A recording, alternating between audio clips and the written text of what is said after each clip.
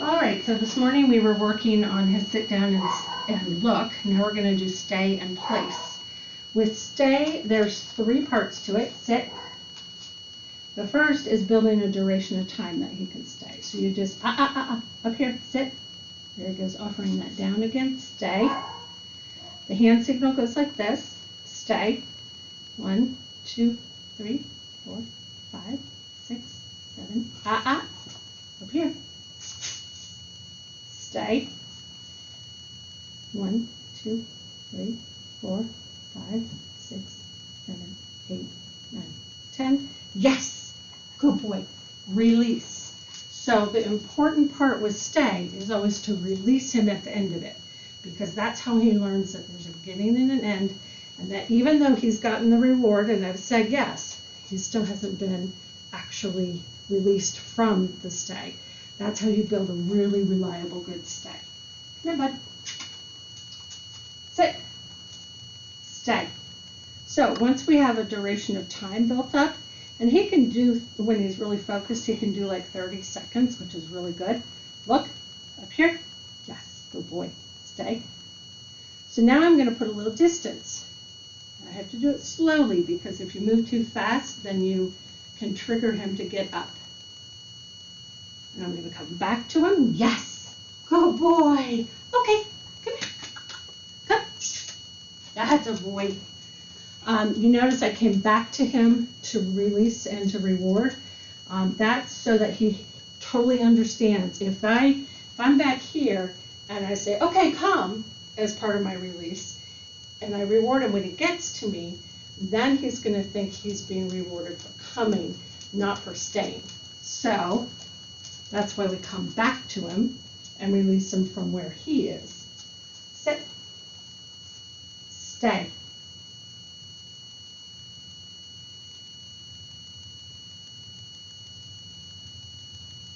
Yes. Good boy. Come on. Good job. Okay, so that was 2 steps back. Let's go and try for 3. Come here. Sit. Stay.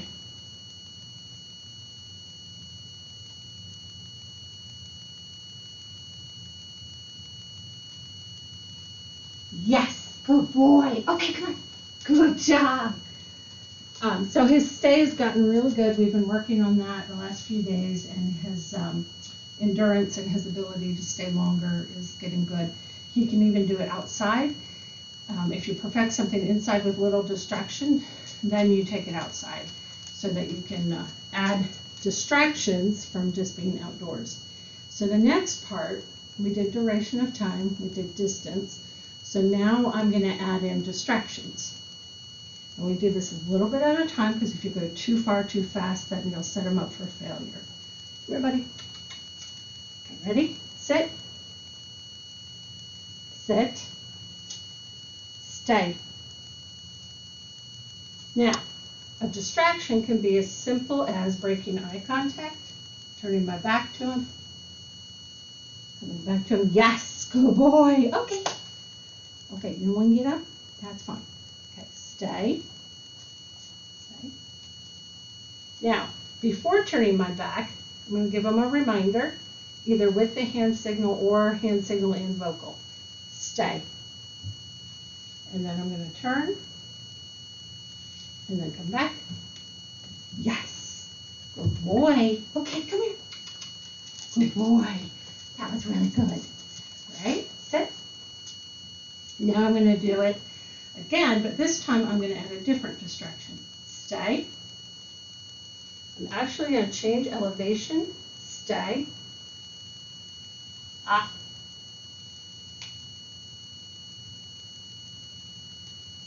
Yes. Good boy. Okay, come on. Changing elevation a lot of times will trigger a dog to break their stay also, because they're basically feeding off of your energy. Come here. Over here. Look. Look. Over here. Come on. Sit. Stay. This time I'm going to try sitting on a chair. Stay. Look at me. Stay.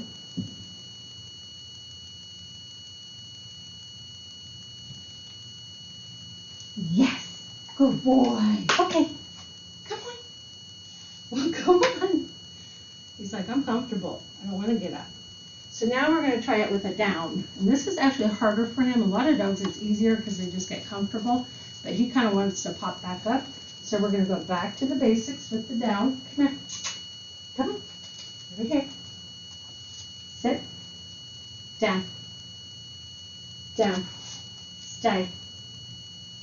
So I'm going to do duration of time first. Yes. Good boy. Okay. Come on. Good boy. All right. Sit. Down. Stay.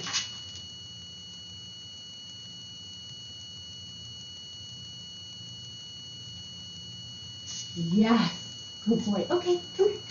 Come on. Come. Good boy. Okay. And again, we're going to add in a little distraction. Sit. That's it. Sit. Down. Stay. Turn my back to him, and I'm going to sit down. Stay. Now, if they break the stay, just go back and reset. Come here.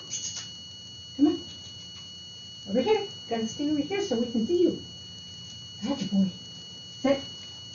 Down. Stay.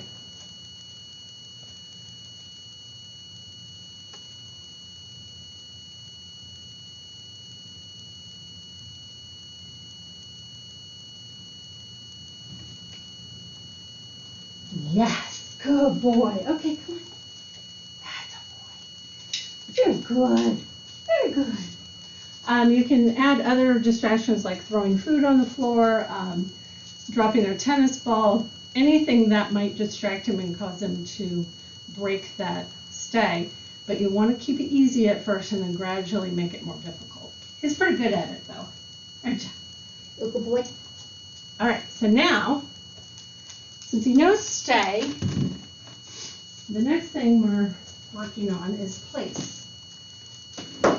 And place, look at that, he's right on there already. I use a raised cot, but there's also mats that you can use. You can use a yoga mat, you can use a dog bed. But basically what you're doing is giving him a visual parameter that he has to stay on. You don't want him going over the edge at all. And you're basically doing the same thing with the stay, but on an actual spot that he has to go to.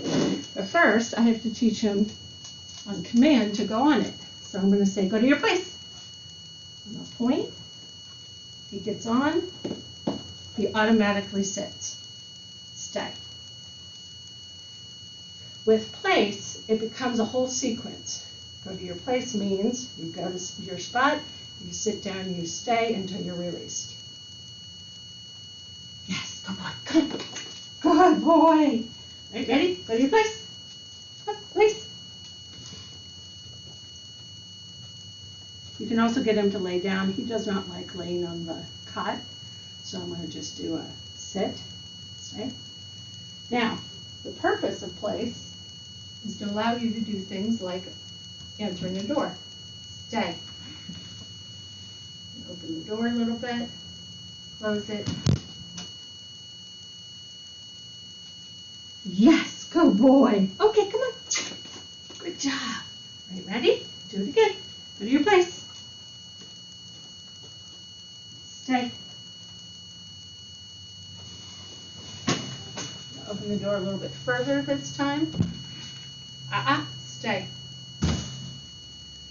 And if there was a person at the door, he would of course be very curious who was there. Go to your place.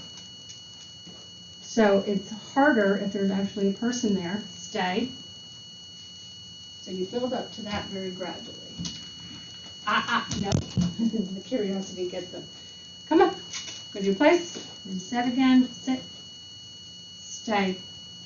So he failed at it twice, so I'm going to go a little slower this time. Stay.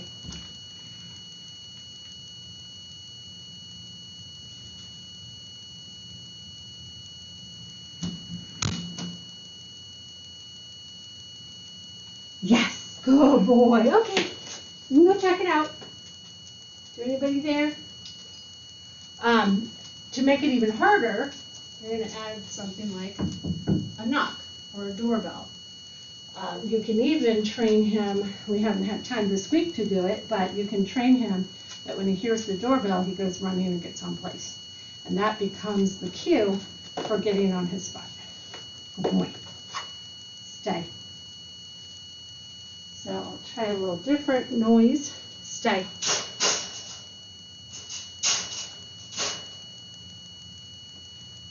Walk around him a little bit. Good boy.